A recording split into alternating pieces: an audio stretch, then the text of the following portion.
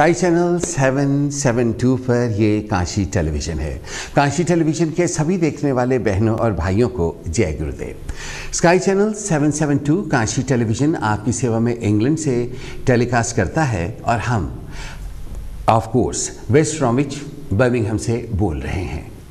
आपकी सेवा में अब हफ्तावार प्रोग्राम तहजीब पेश किया जाएगा 1 से लेकर पूरे 2 बजे तक इंग्लिश टाइम के हिसाब से। ये प्रोग्राम आपकी सेवा में 2 भाई पेश करते हैं। मैं विकी गिल आपकी सेवा में कैमरे के सामने रहूँगा और कैमरे के परली तरफ आपकी सेवा में रहेंगे दुनिया के सबसे मशहूर फोटोग्राफर और वीडियोग्राफर विजय मोमी जी। विजय मोमी जी ने जिस तरह से मेरी तस्वीरें खींची हैं, जिस तरह से मेरी छोटी छोटी वीडियोस बनाई हैं, ये देखने के लिए कि उनकी महारत कैसी है फोटोग्राफी में और वीडियोग्राफी में, आपको मेरे फेसबुक पर मुझसे दोस्ती करनी होगी। वैसे मैं बहुत अच्छा इंसान हूँ, मुझे खुद कहना पड़ता है, तो आप मुझसे दोस्ती करके घाटे में नहीं रहेंगे। मेरे फेसबुक पर नाम है Vicky Gill, VICKYGILL,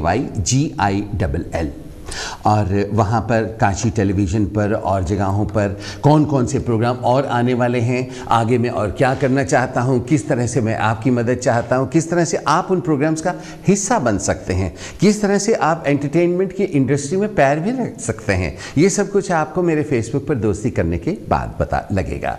and Kashi television पर स्काई चैनल 772 पर इस प्रोग्राम को आप सिर्फ 772 पर ही नहीं देखते, बल्कि इसको आप YouTube पर भी देखते हैं, Facebook पर भी देखते हैं और सारी दुनिया में www.kashitv.co.uk पर देखा जा सकता है। यानी कि इस वक्त अगर आपके इंडिया में, पाकिस्तान में, कहीं कहीं पर भी, अमेरिका में इवन, जो रिश्तेदार रहते हैं, दोस्त रहते हैं, आप उनको भी कह सकते हैं कि आप ये चैनल लगाइए। और कोई कॉम्प्लिकेटेड माजरा नहीं है हमारा, हम लोग भी बहुत सिंपल हैं और उसके साथ साथ हमारे काम भी बहुत सिंपल होते हैं। एक बहुत बड़े कथाकार ने कहा है कि जो साधु होते हैं उनकी ज़बान बहुत सरल होती है, तो उसी तरह से क्योंकि हम दिल के साधु हैं, हमारा हर काम काज जो है वेरी इजी किस्म का है।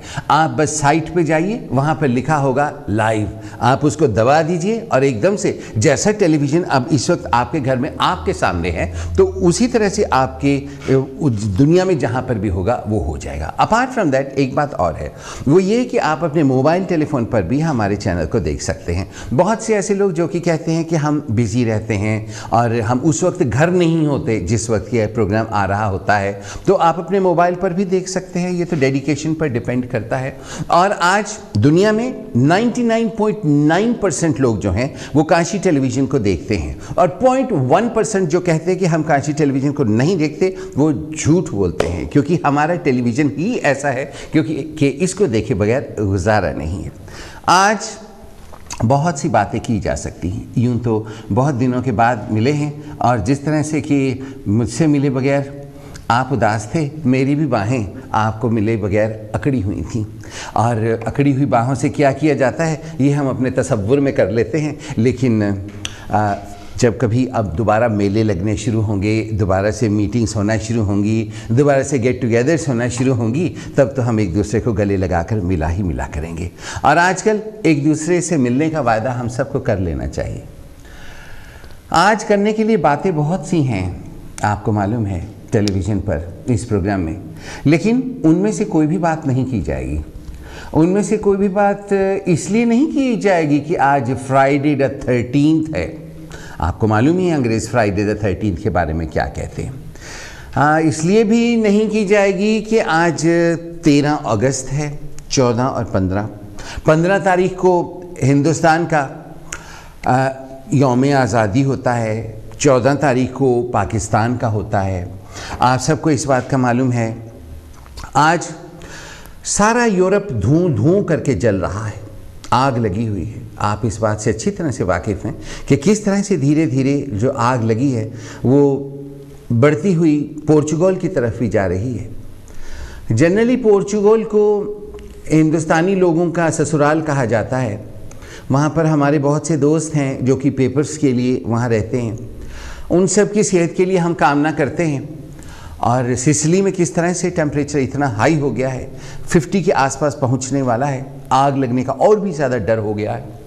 ऐसे हिसाब में हम सबको एक दूसरे के बारे में ज़्यादा सोचना चाहिए और हमारे पास अगर कुछ सरप्लस है तो उसको अब डोनेट कर देना चाहिए, क्योंकि जैसे इंग्लैंड में फ्लड्स आ गए थे, जर्मनी में भी फ्लड्स आ गए थे, बाकी के यूरोप के हिस्सों में ग्लोबल वार्मिंग की वजह से आग लग गई है।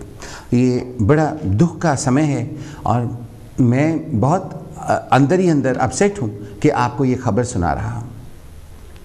दूसरी खबर ये है कि प्लीमथ में कैसे एक अंग्रेज़ लड़के ने बहुत से लोगों को गोली से मार डाला। वो लड़का मेंटली किस हिसाब किताब से गुजर रहा होगा, कौन लोग होंगे जो कि उसको परेशान कर रहे होंगे, सोसाइटी से उसको क्या शिकायतें होंगी कि इस वजह से उसने सबको मार डाला। सबको तो मार डाला, ठीक है, उनके साथ तो हो सकता है उनका कोई ना कोई ग्रज होगा, लेकिन एक छोटा सा बच्चा भी गोली खाकर मर गया। ये आप सुनकर भी सुबह से इस दुख में बैठे होंगे। आज हम ये भी बात कर सकते हैं कि ऐसा क्यों हुआ, इसको रोकना चाहिए था, ऐसा नहीं होना चाहिए था, लेकिन ये बात करके भी क्या फ़ायदा। 2010 में भी एक ऐसा ही हादसा हुआ था और उसके बारे में भी मैंने उन दिनों रेडियो पे बात की थी, आपने उसमें भी हिस्सा लिया था। आज भी हम उसी तरह से बात कर सकते हैं। 2010 की वो बातचीत का जो हिस्सा है, पेपर पे जो तैयारी हुई थी, वो अभी भी मेरे पास पड़ा हुआ था, उसको आज लेकर आया जा सकता था, लेकिन आज हम उसकी भी बात नहीं करेंगे। फिर आज हम अफ़गानिस्तान की बात भी कर सकते हैं, लेकिन आज हम अफ़गानिस्तान की भी किसी वजह से बात नहीं करेंगे। अफ़गानिस्तान में वही ढाके तीन पात, क्या हुआ, कुछ भी नहीं। अफ़गानिस्तान वालों ने तो रशिया को हरा दिया था उन दिनों, जिन दिनों रशिया सुपर पावर था। जब अफ़गानिस्तान वालों के पास बम ख़त्म हो गए थे तो वो ऊंची ऊंची पहाड़ियों टीलों पर चढ़ गए थे और उन्हें हवाई जहाज़ों को पत्थरों से मारा था। ये अफ़गानिस्तान की ऐसी कौम है। तो जब अमेरिका इसमें घुसा था, जब इंग्लैंड इसमें आए थे, तो उन्होंने क्या इनके बारे में सोचा नहीं था कि इनकी मेंटेलिटी क्या है। इतने साल, इतने हजारों करोड़ों, मल्टी करोड़ों का नुकसान करने के बाद सिचुएशन कहाँ है? वहीं है जहां से शुरू हुई थी। भारत माता की जय, ये कहने का दिल कर रहा है, लेकिन ये भी कहेंगे थोड़ी देर के बाद। अब दोबारा से वहाँ पर कुछ ट्रूप्स को भेजा गया है ताकि वहाँ पर जो ब्रिटिश सिटीजन्स फंसे हुए हैं उनको निकाल के लाया जाए। मेरे एक बहुत दोस्त हैं प्यारे, मुझे जान से ज़्यादा मैं उनसे मोहब्बत करता हूँ और मैं जहाँ जाता हूँ वो वहाँ आ जाते हैं और अभी तक यहाँ नहीं पहुँचे हैं, लेकिन एक दिन ज़रूर आएंगे, ये बात का मैं आपसे वायदा करता हूँ। उनका नाम है अंजुम रफ़ीक। हम दोनों छोटे छोटे थे और हम दोनों एक साथ काम किया करते थे। फिर हम दोनों छोटे छोटे थे तो हम स्नो हिल स्टेशन, जब वो बंद हो गया था, फट्टे लग गए थे, तो फट्टे पुटकर उसके अंदर जाकर हम खेला करते थे। फिर उसके बाद हमने रेडियो पर भी इकट्ठे काम किया, आज हम फेसबुक पर भी इकट्ठे हैं। उन्होंने अपनी फेसबुक पर कल लिखा हुआ था कि वाह वाह, अपने ब्रिटिश लोगों को निकाल लाओ और बाकियों को वहीं छोड़ दो। तो मैंने उनके नीचे कमेंट दिया था कि बाकी तो खुद ही आ जाएंगे, इंग्लिश लोग जो यहाँ पर हैं उनको निकालना पड़ता है, बाकी के तो खुद ही आ जाते हैं। और पॉलिटिकल असाइलम तो अब वो अप्लाई अगर करेंगे तो डेफिनेटली वो पक्के हो जाएंगे। पहले भी जिन्होंने किया हुआ है वो अभी भी पक्के हैं। मेरा एक दोस्त है, उसके दिमाग में थोड़ी सी खराबी है, वो यहीं पर है। मैं उससे बहुत प्यार करता हूँ और वो भी मुझसे बहुत प्यार करता है। एक दिन की बात है, देर रात मैं अपने शहर बर्मिंघम के बदनाम इलाके में से गुजर रहा था, तो वो एक दीवार के पास खड़ा था। उसने आती हुई मेरी गाड़ी को देखा, पहचान लिया और पहचान कर वो उस दीवार के पीछे हो गया। तो मैंने सुबह उसको टेलीफोन किया और आई थिंक वो मेरे ही टेलीफोन का इंतज़ार कर रहा था। तो मैंने कहा, कल रात उस स्ट्रीट के कॉर्नर पर वो दीवार के पीछे जो हो गया था वो तू तो नहीं था ना? तो उसने कहा नहीं, वो मैं नहीं था, और हम दोनों ज़ोर की हंसे थे। आपके दिलों में भी बहुत सी ऐसी बातें होंगी जो कि करके आप हंस सकते हैं, लेकिन आज ये किस्सों का प्रोग्राम भी नहीं है। फिर उसके बाद आज जो सुबह मेरी गाड़ी का एक्सीडेंट हुआ, मेरे पीछे एक गोरों का लड़का था, लंबा चौड़ा हसीन कसरती बदन वाला, वो मेरी गाड़ी में बजा ठा। फिर मेरे पीछे एक बंगाली लड़का था, यहाँ का बॉर्न एंड ब्रॉट अप, खूब मोटा, और वो सीट को पीछे करके ऐसे गाड़ी चला रहा था। वो भी वो गोरे की गाड़ी में बजा बाड़।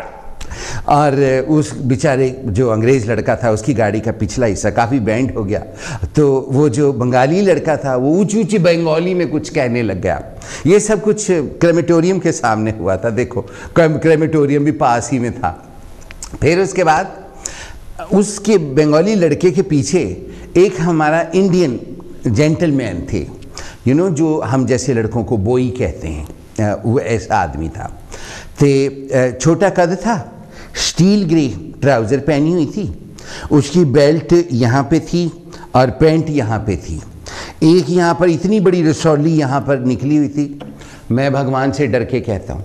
दूसरी रसौली यहाँ पर थी, पेट के बीच में एक निशान था उसका ऑपरेशन हुए का, और फिर उसके एक बैग भी लगा हुआ था, एक टांग नीली हुई थी, दूसरा पैर इतना सूजा हुआ था। उस बेचारा गाड़ी से निकले वो साहब और कहने लगे कि मेरा पैर स्लिप कर गया है, ब्रेक दो। सब ने उनका हाल पूछा, सब ने कहा बैठ जाओ, सब ने डिटेल्स वगैरह एक्सचेंज कर ली और वापस आ गए। लेकिन मेरा भी दिल करता है मैं हवाई जहाज़ उड़ाऊँ, मेरा भी दिल करता है मैं बस भी चलाऊँ, और मेरा भी दिल करता है कि मैं रॉकेट भी चलाऊँ, लेकिन अपनी तरफ देख लेना चाहिए पहले। कार बहुत डेंजरस चीज़ है और कार को चलाते हुए इंसान को बहुत केयरफुल रहना चाहिए। वो जो हमारे इंडियन जेंटलमैन थे, उनकी ब्रांड न्यू कार थी और उन्होंने हम 3 लड़कों का आज नाम सत कर देना था। देखिए, जब ऐसी हालत आपकी है कि आप गाड़ी नहीं चला सकते तो जी तो बहुत करता है चलाने का, लेकिन थोड़ा इंसान दिमाग से भी सोच लेता है। उन्होंने इतने मोटे सोने के ब्रेसलेट पहने हुए थे, इतना मोटा सोने का कड़ा पहना हुआ था, गले में मोटी सारी सोने की चेन पहनी हुई थी, इतना मोटा लॉकेट पहना हुआ था, और वो सब कुछ यहीं रह जाता धरा का धराया अगर प्राण पखेरु उड़ जाते। क्रेमेटोरियम भी बिल्कुल साथ ही में था। मुझे उनको देखकर बहुत दुख हुआ। मैंने उनको कहा कि आप बैठ जाइए, डिटेल्स एक्सचेंज हो गई। उसके बाद मैं आपके प्यार की खातिर यहाँ पर आया और आज का प्रोग्राम आपको करके सुनाऊंगा। जो बहुत सी बातें हैं जो आज नहीं करनी, वो इस वजह से नहीं करनी है कि आज जो स्पेशल प्रोग्राम मैं आपकी सेवा में पेश करना चाहता हूँ, 1857 के बाद और ज़रूरी बातों की वजह से उनकी बातें नहीं की गई हैं। इस वजह से ये प्रोग्राम आपकी सेवा में पेश किया जाएगा।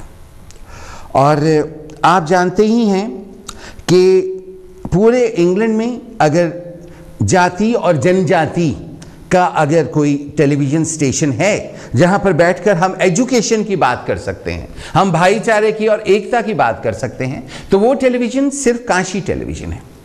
काशी टेलीविज़न स्काई चैनल 772 पर काम करते हुए मैं एवरी डे अपने आप को खुशकिस्मत समझता हूँ, और आप इस चैनल को देखते हैं इसलिए मैं आपका थैंक यू करता हूँ, और आप इस चैनल को सपोर्ट भी करें। मैं जो प्रोग्राम करता हूं उनको तो आप ज़रूर स्पॉन्सर करवाया करें, क्योंकि ऐसे ऐसे प्रोग्राम आपको सारी दुनिया में कहीं और सुनने के और देखने के लिए नहीं मिलेंगे। इस बात का मैं आपको चैलेंज करता हूं। तो फिर आज 13 तारीख है। 13 से तो लॉर्ड माउंटबेटन, पंडित नेहरू और उसके साथ महात्मा गांधी के मंसूबे बनना शुरू हो गए थे। जैसे कि शहीद भगत सिंह को फांसी दिलाने से काफ़ी पहले से वो लॉर्ड माउंटबेटन को टेलीफोन करने लग गए थे, और अगर आप YouTube चेक करें तो लॉर्ड माउंटबेटन ने इसके बारे में क्या कहा था, ये सुनकर आपका कलेजा दहल जाएगा। और मैं इस बात को भी समझता हूं कि आप सबको जो कि काशी टेलीविज़न के देखने वाले हैं, उनको कुछ नहीं सिखाया जा सकता या सुनाया जा सकता, क्योंकि हर कोई मुझसे कहीं ज़्यादा एजुकेटेड है और कहीं ज़्यादा समझदार है, और एक अथाह एजुकेशन का और नॉलेज का समंदर है, और चुप करके मेरी बातें सुनता है और ये कहता है कि देखो ये कितना भोला है, किस तरह की बातें कर रहा है। ठीक उसी तरह से जैसे बहुत से हमारी एशियन कैरर्स जो हैं, बहुत हैं आजकल, पर ये मुझे उनसे शिकायत है कि मेरे एरिया में जो कैरर्स आती हैं उनको पार्किंग का कोई तरीका नहीं है, वो जहाँ मर्जी गाड़ी खड़ी कर देती और भाग के किसी घर में चली जाती, और जब निकलती हैं तो ऐसे निकल के चलती हैं जैसे कि जंगल में मोरनी। और अगर आप उनको कहो ना have you seen the way you park your car, तो वो कहते हैं और करके चली जाती। मुझे बिल्कुल अपने गांव में काम करने वाली याद आ जाती, वो भी ऐसे ही करके हंसा करती थी। आदमी, इंसान अपने प्रोफेशन से पहचाना जाता है, बिल्कुल विदाउट डाउट, और इंसान को देखकर उसके प्रोफेशन का पता लग जाता है। क्या आपको मुझे देखकर कुछ पता लगता है? पता लगता होगा तो जब कभी मेले होंगे, जब कभी फ़ोन लाइन्स खुलेंगी तो उस वक्त आप टेलीफोन करके ज़रूर बताना। अब 13 तारीख तो आज हो गई, 14 तारीख यौम आज़ादी, 14 तारीख रात को मारकाट शुरू हो गई थी और फिर 15 को तिरंगा चढ़ा था, इंग्लैंड का फ्लैग नीचे उतरा था, हम उसके पीछे पीछे यहाँ पर आ गए। लेकिन जब गदर स्टार्ट हुआ, आजकल तो उसी की बातें की जानी चाहिए और वही बातें होंगी, और इस टेलीविज़न स्टेशन पर मैं वही बातें नहीं करूँगा जो पिछले 35 साल से मैं करता आया हूँ। यानी कि बहुत से फ्रीडम फाइटर्स के नाम लिए जाते हैं पहले, उन सब फ्रीडम फाइटर्स में एक सिमिलैरिटी है। वो सिमिलैरिटी ये है कि वो जो हिंदुइज्म का टॉप सेक्शन है वो उस जाति से ताल्लुक़ रखते हैं। काशी टेलीविज़न पर ये बात नहीं है, हर जाति के लोग की बात होती है। आज हम देखेंगे कि किस तरह से एक बहुत बहादुर औरत, जिसको ये मालूम था कि मेरा कत्ल हो जाएगा, जिसको ये मालूम था मैं मारी जाऊंगी, जिसको ये पता था कि मैं अपने लोगों से बहुत दूर होंगी और बहुत निर्ममता से मेरा कत्ल करेंगे, पर उसने आज़ादी की खातिर अपनी कुर्बानी बिल्कुल ऐसे ही दे दी थी। वो एक रविदासिया थी, समझ गए ना, एक दलित थी, और उसका नाम हिस्ट्री के पन्नों में आपको नहीं मिलता, और उस औरत का नाम आज भी जो आम उस एरिया की लोक कहानियां हैं उसमें सुनने को मिलता है। आज भी वो जिस एरिया की थी वहां पर उसका स्टैचू घोड़े के ऊपर तलवार लेकर नजर आता है, लेकिन लोग कहते हैं नहीं नहीं, ये झांसी की रानी है लक्ष्मीबाई। लोग इससे उसको कंफ्यूज करते हैं, जबकि वो स्टैचू जो होता है वो झलकारी देवी का है। झलकारी देवी जी कौन थी? झलकारी देवी ने क्या किया था, ये आज काशी टेलीविज़न से आपको पता लगेगा। बाकी की फिजूल बातें करके, जो कि हमने इन बड़े बड़े फ्रीडम फाइटर्स की पर्सनालिटी के ऊपर इसलिए पर्दा डाल के रखा कि ये रविदासिया कम्युनिटी के थे। इंसान इंसान है, ये बात हम में से आज भी बहुत से लोगों को समझ नहीं आई है और ना ही आएगी। जितना हम आगे बढ़ेंगे ज़ात पात का कीड़ा उतना दिमाग में और आ जाएगा, जितना हम ज़्यादा एजुकेटेड होंगे कास्ट सिस्टम का कीड़ा उतना ही ज़्यादा हमारे अंदर और हो जाएगा। काशी टेलीविज़न पर आकर मेरी आंखें बहुत अच्छी तरह से खुल गई। मैं पर्सनल बातें करने के लिए तो मैं यहाँ नहीं आता, लेकिन आंखें मेरी कुछ इस तरह से खुली हैं कि मैं जब अपनी सर्जरी में भी टेलीफोन करता हूं तो मैं कहता हूं कि I only want a white English British doctor please, no Indian. Reason being, अगर वो मुझसे पूछते हैं तो मैं उनको एक्सप्लेन करता हूं कि हर इंडियन के दिमाग में कास्ट सिस्टम का कीड़ा इतना गहरा आज भी भरा हुआ है कि खुद मुझे बहुत से लोगों ने सीरियसली नहीं लिया था। उसकी वजह से मेरी नौकरी भी गई, उसकी वजह से मेरी हेल्थ भी खराब हुई, उसकी वजह से हॉस्पिटल ट्रीटमेंट भी मेरा नहीं हुआ, और उन लोगों की नज़र में यू थिंक टू मच, ये डॉक्टर के वर्ड थे। इसलिए आई इंसिस्ट। और फिर जब मुझे वापस टेलीफोन आता है डॉक्टर का, आजकल जैसा सिस्टम चल रहा है, तो मैं उनको कहता हूँ are you English British white colour? तो वो कहते हैं doctor Smith speaking, doctor William speaking, doctor so and so speaking, और फिर मैं उनके साथ बात करता हूँ। ये बातें आज भी हैं, और ये मेरा दुर्भाग्य है कि इंग्लैंड जैसे कंट्री में रहते हुए ये बातें हम कर रहे हैं। ऐसी बातें जहाँ से हम आए हैं वहाँ की आजकल झुग्गी झोंपड़ियों में भी नहीं होती। वो लोग इतना आगे बढ़ गए हैं, लेकिन आज भी हम वहीं के वहीं फंसे हुए हैं, और आगे आने वाले सालों में भी कोई उम्मीद नजर नहीं आती। वो बात याद आती है, गालिब ने कहा है ना, आपको तो मुझसे ज़्यादा पता है, कोई उम्मीद बर नहीं आती, कोई सूरत नज़र नहीं आती। किसी दिन मैं आपको गा के सुनाऊंगा, उस दिन का इंतज़ार ना कीजिएगा कि मैं गाने लग जाऊं। मैं प्रेजेंटर ही अच्छा हूँ, है ना। अच्छा जी, तो फिर रखड़ी भी आने वाली है, राखी। उसके लिए एक स्पॉन्सर्ड प्रोग्राम आपकी सेवा में पेश किया जाएगा और एक हफ्ता पहले ऐलान होना शुरू हो जाएगा, स्पॉन्सर्ड बाय सो एंड सो। और उसके लिए अगर आप स्पॉन्सर करना चाहते हैं तो आप मुझसे कांटेक्ट कर सकते हैं। मेरा टेलीफोन नंबर तो आपको स्टूडियो से मिल सकता है, या फिर खुद आप कांची टेलीविज़न पर फ़ोन कर सकते हैं और आप कह सकते हैं कि बिक्की के प्रोग्राम को हमने स्पॉन्सर करवाना है, और वो कांची टेलीविज़न वाले मुझसे ज़रूर कांटेक्ट करवा देंगे। ये बहुत अच्छे लोग हैं। एंड फिर जब राखी आती है ना, तो उस वक्त जो ख़ास करके प्रेजेंटर औरतें होती हैं, सारी नहीं बल्कि बहुत सी, आप भी जानते होंगे उनको, उनका धंधा खूब ज़ोरों पर चलता है।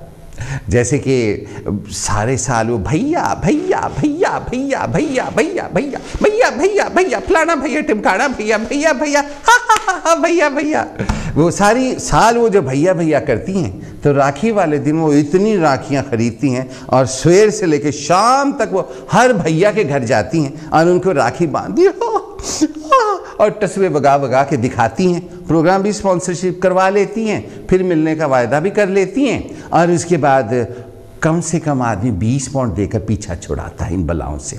तो हर किसी का अपना अपना काम है, अपने प्रोफेशन के हिसाब से हम एक दूसरे के साथ मुलाकात करते हैं। भगवान श्री कृष्ण ने कहा है कि अगर काम ख़त्म हो जाएगा तो दुनिया ख़त्म हो जाएगी, काम ख़त्म हो जाएगा तो वैसी दुनिया में दिल नहीं लगता, आप खुद सियाने। और फिर काम से ही दिल लगता है, और मेरा तो काम में ही दिल लगता है 24/7। मैं जब भी आपसे मिलता हूं तो मैं हमेशा पैसे की बात करता हूं कि जी मेरा प्रोग्राम स्पॉन्सर करवाइए, आप मेरा टेलीविज़न पर एडवर्टाइजमेंट करवाइए। हमने बहुत सी एडवर्टाइजमेंट के तरीके अब स्टार्ट कर लिए हैं, उसके लिए आप मुझसे बात तो करिए। बात करेंगे तो फिर काम की बात आगे बढ़ेगी ना, ऐसी तो बात नहीं बढ़ सकती। काम करने के बात करने का भी कोई बहाना होना चाहिए ना। चलो अब तो मेरे तरीके लहजे भी बदलने शुरू हो गए। झलकारी देवी की तरफ चलते हैं। बहुत से हाई कास्ट जो लोग हैं थे उस ज़माने के, मेरा थे कहने का दिल नहीं कर रहा क्योंकि ऐसे लोग थे वो, उन्होंने कहा नहीं नहीं झलकारी झुलकुरी कोई नहीं थी, ये तो कहानी बनी है, असलियत नहीं थी। ऐसे बच्चों ने कहानी बना ली। भला ऐसे भी कहीं होता है, भला ऐसे भी कहीं होता है कि भरी जवानी में एक खूबसूरत औरत कहे कि आओ मुझे मार दो आज़ादी के लिए, हमने क्या करनी है आज़ादी। इस तरह के लोग भी हैं। आपको मालूम है मैं हरियाणवी हूँ, मैं पंजाबी नहीं हूँ, और ये बात मैं क्लियर कर देना चाहता हूँ कि मैं आपकी ज़बान बोल सकता हूँ, आप में से बहुत से लोग मेरी ज़बान नहीं बोल सकते। तो अब मेरे मुंह से आप अलग अलग तलफ़ुज़, अलग अलग लैंग्वेजेस सुनेंगे, क्योंकि जो मेन ज़बान है वो मुझे आती है। बहुत लोगों को सिर्फ पंजाबी ही आती है, वो अपने एक सर्कल में घूमते रहते हैं। अभी जो मैंने थोड़ा सा बोला था वो हिमाचली ज़बान के हिसाब से बोला था। तो क्योंकि आज़ादी के दिन है ना, तो आज़ाद ज़बानें मेरे मुंह से निकल रही। झलकारी देवी 1857 में थी, और झलकारी देवी 1857 में एक दलित फैमिली में पैदा हुई थी, और वो बुनकर थे। अगर वो मुसलमान हों लोग तो उनको जुलाहे कहा जाता है। तो ये कपड़े बुनती थीं और वो काम करती थीं। और झांसी की रानी महारानी लक्ष्मीबाई उन दिनों गदर में थीं। 1857 में जब पहला हल्ला हुआ था तो उस वक्त उस झगड़े में उन्होंने लड़ना शुरू किया था, लक्ष्मीबाई ने। और झलकारी देवी भी उन्हीं दिनों में थी। वो लक्ष्मीबाई को बहुत पसंद करती थी, लेकिन क्योंकि वो रविदासिया थी, बार बार मेरा वो वर्ड यूज़ करने का दिल नहीं करता, जो आप समझ जाओ मैं क्या कहना चाहता हूँ। तो इस वजह से उनको फौज में नहीं रखा गया था। उन दिनों लड़ने के लिए नहीं होता था इन लोगों का इस्तेमाल। तो वो दूर से देख रही थी कि क्या होना है।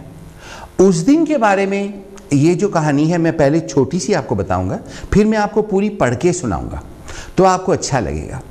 झलकारी देवी ने देखा कि आज बड़ा मोर्चा है, लंबी लड़ाई पर महारानी लक्ष्मीबाई जा रही हैं, और कहीं ना कहीं ऐसा ना हो कि ये अंग्रेज़ों में फंस जाएं, और अगर ये अंग्रेज़ों में फंस गई तो बहुत नुकसान हो सकता है। और मुझे इसकी मदद करनी चाहिए। उस दिन सवेरे झलकारी बाई जी उठी, उठकर वो नहाई, तैयार हुई। उन्हें मालूम था वो मारी जाएंगी, शहीद हो जाएंगी, लेकिन उन्होंने कुछ नहीं सोचा। वो सिर्फ लक्ष्मीबाई की जीतने के लिए मदद करना चाहती थी। उन्होंने साफ कपड़े पहने, बिल्कुल ऐसे जैसे महारानी लक्ष्मीबाई पहनती थी। उनके पास हाथों में पहनने के लिए सोने की चूड़ियां नहीं थी, तो उन्होंने कांच की चूड़ियां पहन ली, बिल्कुल वैसे ही जैसे लक्ष्मीबाई पहनती थी। उनके पास गले में पहनने के लिए सोने का हार तो नहीं था, मगर उन्होंने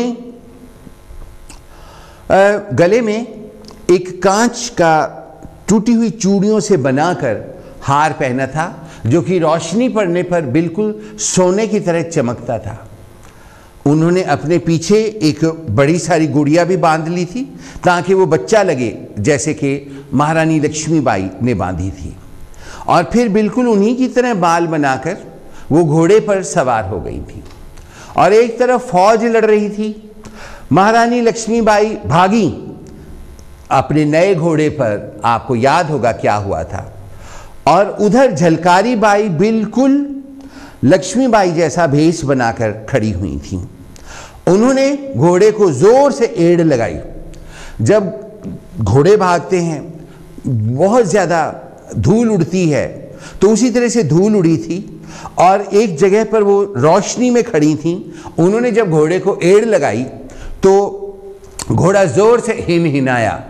जब घोड़ा जोर से हिनहिनाया तो जितने अंग्रेज सैनिक लड़के थे उन्होंने मुड़कर देखा।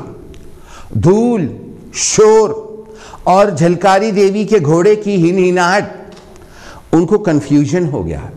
उन्होंने सोचा ये महारानी लक्ष्मीबाई हैं। झलकारी देवी को उन्होंने सोचा। झलकारी देवी का ये प्लान था। झलकारी देवी ये जानती थी कि अगर अंग्रेज झांसी की रानी के पीछे पड़ गए तो वो कत्ल हो जाएंगी, और अगर वो कत्ल हो गई तो जो आज़ादी की लड़ाई शुरू हुई है वो ख़त्म हो जाएगी, अंग्रेज दबा लेंगे। तो वो महारानी लक्ष्मीबाई को जिंदा चाहती थी, इसलिए उन्होंने वैसा रूप बनाया था, और वो अंग्रेज़ों को चकमा देना चाहती थी। चकमा देकर वो उन्हें ये विश्वास दिलवाना चाहती थी कि मैं महारानी लक्ष्मीबाई हूँ, मैं झांसी की रानी हूँ, मेरे पीछे आओ। तो जब अंग्रेज़ों ने देखा हो रही, तो उन्होंने एड़ लगाई और घोड़ा भागा, बहुत तेज घोड़ा भागा, पीछे सारे अंग्रेज आ गए। झलकारी देवी दिमाग में ये सोच रही थी कि जब तक ये मुझे पकड़ेंगे, जब तक ये मुझे मारेंगे, जब तक इन्हें ये पता लगेगा कि मैं लक्ष्मीबाई नहीं हूँ, मैं झलकारी बाई हूँ, जब तक फिर उसके बाद ये मेरा कत्ल कर देंगे, तब तक महारानी लक्ष्मीबाई को दौड़ने में काफ़ी टाइम मिल जाएगा और उनकी ज़िंदगी बच जाएगी, आज़ादी की लड़ाई चलती रहेगी। ऐसे लोग भी रहे हैं रविदासिये, जिन्होंने दूसरों के लिए अपनी जान दी है, मगर बीइंग रविदासियस इनका नाम कहीं एंटर नहीं हुआ, हिस्ट्री की किताबों में भी नहीं लिखा गया। हिस्ट्री की किताबें झूठी होती थी नाम से ही। और फिर क्योंकि वो एक औरत थी, उस जमाने में इस कम्युनिटी की औरतों का नाम राम राम राम राम बिल्कुल कहीं पर भी नहीं आता था। आपको इस बात का मालूम है। ये झलकारी देवी की छोटी सी कहानी उन लोगों के लिए सुनाई गई है जो लोग सिंपल सी बात को समझते हैं लेकिन कॉम्प्लिकेटेड बातों को नहीं समझते हैं। लेकिन ये प्रोग्राम आपकी सेवा में आज बहुत मेहनत करके बनाया गया है, और अब जो प्रॉपर वर्डिंग है उसके हिसाब से झलकारी बाई का प्रोग्राम शुरू किया जाता है, क्योंकि आज के बाद पता नहीं अगले साल मुलाकात हो ना हो। शायद हम जल के मर जाएं, शायद हम डूब के मर जाएं, शायद कोई गोली चलाने वाला ही हमें मार दे, या पता नहीं किस कॉन्स्पिरेसी के तहत एंड हो जाए। आज का समय ही कुछ ऐसा चल रहा है, और ऊपर से हर वक्त कोविड की जो तलवार लटकती है ऐसे, अगर वो गिर गई तो मैं तो डायबिटिक हूँ, वहीं छुट्टी हो जाएगी। तो फिर उन दिनों आप मेरे प्रोग्राम्स को याद किया करना। आइए मैं झलकारी बाई जी की बात आपकी सेवा में करता हूँ। 1857 के बाद आज तक किसी भी टेलीविज़न या रेडियो पर इनका प्रोग्राम ना आया। आने वाले समय में मैं चाहूँगा कि ज़रूर रविदासिया कम्युनिटी के जो बहादुर हैं और बहुत से हैं, मेरे पास सबकी डिटेल है, मैं आपको सुनाऊंगा, आप सिर्फ स्पॉन्सर करने वाले बने। आइए सुने। झलकारी ने अपना श्रृंगार किया, बढ़िया से बढ़िया कपड़े पहने, ठीक उसी तरह जैसे लक्ष्मीबाई पहनती थी। गले के लिए हार नहीं था, लेकिन कांच के गुड़ियों का कंठ था, उसको उन्होंने गले में डाल लिया। सबसे पहले वो सुबह हाथ मुंह धोकर तैयार हो गईं और सुबह की पहली किरण निकलते ही घोड़े पर बैठी और एड़ के साथ अंग्रेज़ों की छावनी की तरफ चल दी। साथ में उन्होंने कोई हथियार नहीं लिया था, उन्होंने अपनी चोली में सिर्फ एक छुरी रख ली थी। थोड़ी ही दूर पर गोरों का पहरा मिला, गोरों ने उनको रोका। झलकारी बाई ने जब उनको टोका तो उसके जवाब में कहा, हम तुम्हारे जड़ैल के पास जाऊद हैं। और बहुत रूड तरीके से ये कहा था, क्योंकि वो उनको इतबार करवाना चाहती थी कि मैं झांसी की रानी हूँ। अगर कोई हिंदुस्तानी इस बात को सुनता और उस भाषा को सुनता तो उसको हंसी आए बगैर ना रुकती, क्योंकि जो बेवकूफ़ होते हैं वो हर बात में, अकल की बात में भी हंसते ही हैं। आप पर भी बहुत से लोग हंसे होंगे, मुझ पर भी बहुत हंसे, और मैं चाहता था कि वो ज़ोर ज़ोर की हंसें, और वो आज भी हंस रहे हैं। एक गोरा था, वो कुछ हिंदी के शब्द जानता था। उसने कहा, कौन हो तुम, हु आर यू? तो उस वक्त झलकारी देवी ने उसको कहा, रानी, क्वीन, झांसी की रानी, आई एम लक्ष्मीबाई। बड़ी हेकड़ी के साथ झलकारी देवी ने जवाब दिया था। और उसी वक्त गोरों ने फटाफट उसको घेर लिया, झलकारी बाई को, जिसने कहा था कि मैं झांसी की रानी। और उन्होंने तुरंत ये सलाह दी कि इनको पकड़ लो और बगैर देर किए जनरल रोज के पास ले चलो। शहर भर के गोरों में हल्ला फैल गया कि झांसी की रानी को हमने पकड़ लिया है। गोरे खुशी में पागल हो गए। उनसे बढ़कर जो पागल थी वो तो झलकारी थी, क्योंकि वो बहुत खुश थी कि मैंने अपनी रानी को बचा लिया है। Long live the queen. उनको विश्वास था कि मेरी जांच पड़ताल और कत्ल में जब तक अंग्रेज उलझे रहेंगे, तब तक जो असली झांसी की रानी है उनको इतना समय मिल जाएगा कि वो काफी दूर निकल जाएंगी और बच जाएंगी। झलकारी की ये दास्तान हमें मशहूर साहित्यकार वृंदावन लाल वर्मा के ऐतिहासिक किताब, जिसमें से मैंने रिसर्च की है, झांसी की रानी लक्ष्मीबाई में मिलती है। अब ये सवाल है कि झांसी की रानी लक्ष्मीबाई की कहानी में ये झलकारी बाई कैसे आई और कहां से आई, और उसने आकर अपनी कुर्बानी दे दी। सन 1857 की जंग आज़ादी में झलकारी बाई थी एक स्त्री, एक दलित स्त्री, जिसके हौसले और बहादुरी को इतिहास के दस्तावेजों में जगह नहीं मिली। आम लोगों ने उसे अपने दिलों में जगह दी। किस्से, कहानियां, छोटी किताबें, कविताओं के जरिए पीढ़ी दर पीढ़ी झलकारी देवी को जिंदा रखा। सालों बाद उसकी कहानियां दबे कुचले हाशिए के समाज के लोगों की प्रेरणा बनी। तब ही तो घोड़े पर सवार उनकी मूर्तियां आज कई शहरों में दिख जाती हैं। वो झलकारी बाई हैं, लेकिन लोग सोचते हैं कि झांसी की रानी लक्ष्मीबाई है। 1857 की पहली जंग आज़ादी का जिक्र आता है तो झांसी की रानी का जिक्र लाजमी तौर पर आता है। ऐसा कहा जाता है कि रानी झांसी के साथ कंधे से कंधा मिलाकर झलकारी बाई भी अंग्रेजों के साथ लड़ी थी। अंग्रेजों के खिलाफ राष्ट्रीय आंदोलन के इतिहास की किताब में समाज के दबे कुचले वंचित समुदाय के लोग लगभग ही नहीं बल्कि पूरी तरह से रविदासियों को गायब कर रखा है, लेकिन वो हैं और बहुत बहादुर हैं। और उनकी कहानियां काशी टेलीविजन से अब मैं सुनाऊंगा आपको। रानी लक्ष्मीबाई का नाम तो हमें सबसे ज्यादा लोग छुटपन से हम जानते हैं और सुनते आए हैं, लेकिन क्या आज तक आपने झलकारी बाई का नाम किसी किताब में पढ़ा है? किसी स्कूल में सुना है? मुझसे बेहतर आप जानते हैं। कहानी कुछ यूं है। झांसी के पास एक गांव है भोजला। भोजला गांव है। उस गांव के लोगों का कहना है कि झलकारी बाई इसी गांव से थी। परिवार पेशे से बुनकर था, कपड़े बुनता था। बहुत आम और गरीब परिवार की लड़की थी। ऐसी फैमिलीज के बच्चे बच्चियां जैसे पलते हैं, झलकारी बाई का जीवन भी बिल्कुल ऐसा ही था, कोई एक्स्ट्रा ऑर्डिनरी नहीं था।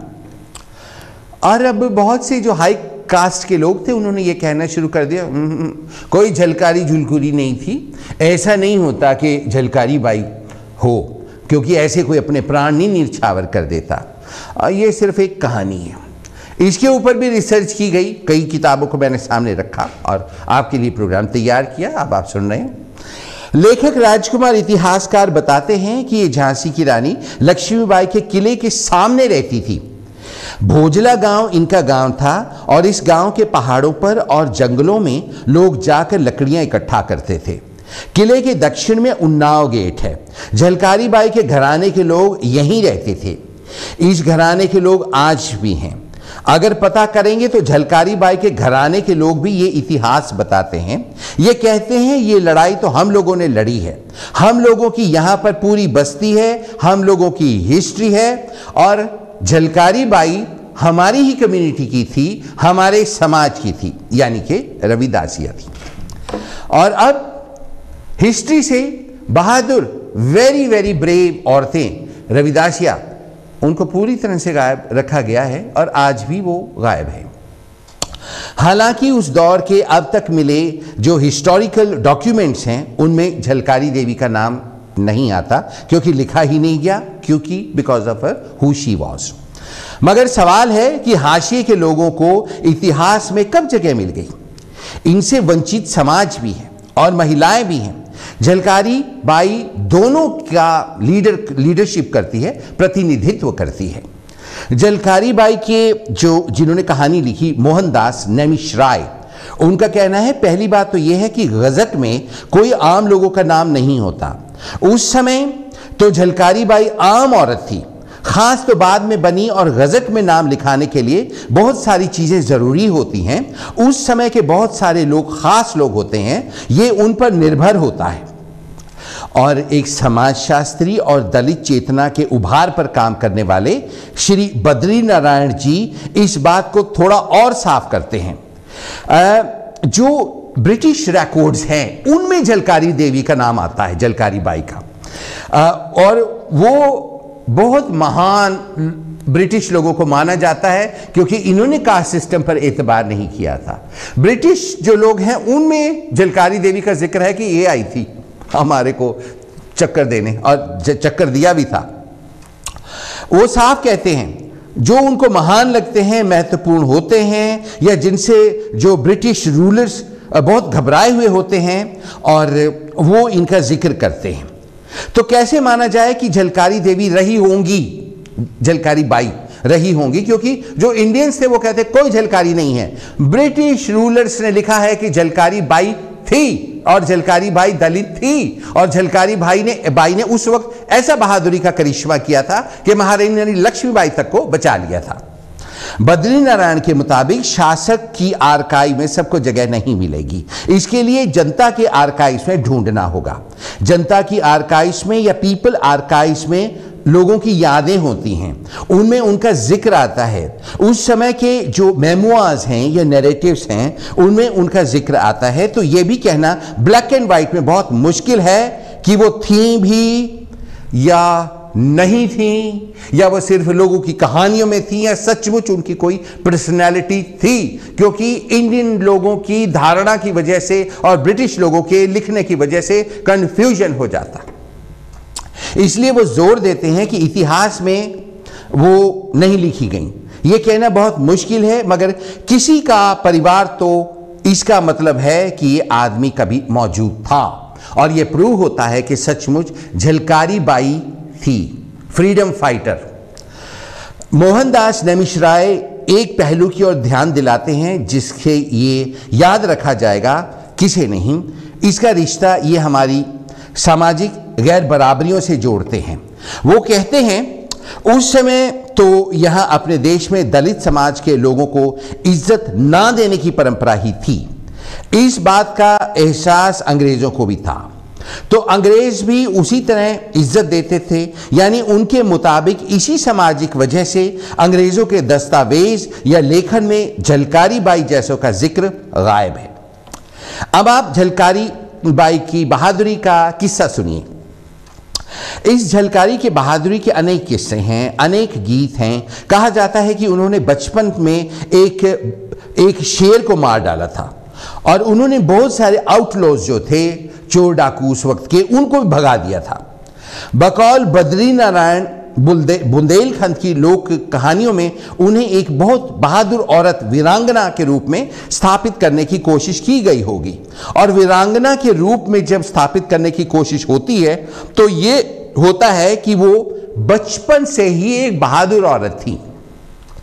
झलकारी के पति थे पूरन नाम के बहादुर पहलवान थे। वो झांसी की रानी की सेना में काम करते थे और अंग्रेजों के खिलाफ लड़ते हुए शहीद हुए थे। मुमकिन है उस वक्त के जो पॉलिटिशियंस और सोशलाइट्स थे उनके हालात ने झलकारी बाई जैसी एक शख्सियत को पैदा करने का काम किया। वो घुड़सवारी करती थी और हथियार चलाना जानती थी और बहुत ज़्यादा निडर थी। अब ये देखना होगा कि झलकारी बाई झांसी की रानी के पास कैसे पहुंच गई। आखिर हाशिए पर माने जाने वाले लोग, यानी कि आप समझ जाओ जनजाति के लोगों को आखिरी हाशिए के लोग कहा जाता है था। माने जाने वो लोग, समाज के लोग अंग्रेजों के खिलाफ लड़ाई में झांसी की रानी के साथ क्यों खड़े हुए थे, जबकि खड़े हुए थे। आसपास के अनेक छोटे बड़े राजाओं और सामंतों ने अंग्रेजों के खिलाफ रानी झांसी की मदद नहीं की। तो सवाल था रानी क्या करे, कैसे करे। तो उस वक्त रविदासिये झांसी की रानी के साथ खड़े हुए थे और झलकारी बाई इसका सबूत है। मोहनदास नेमिशराय लक्ष्मीबाई के बारे में बताते हैं, ये जो उन्होंने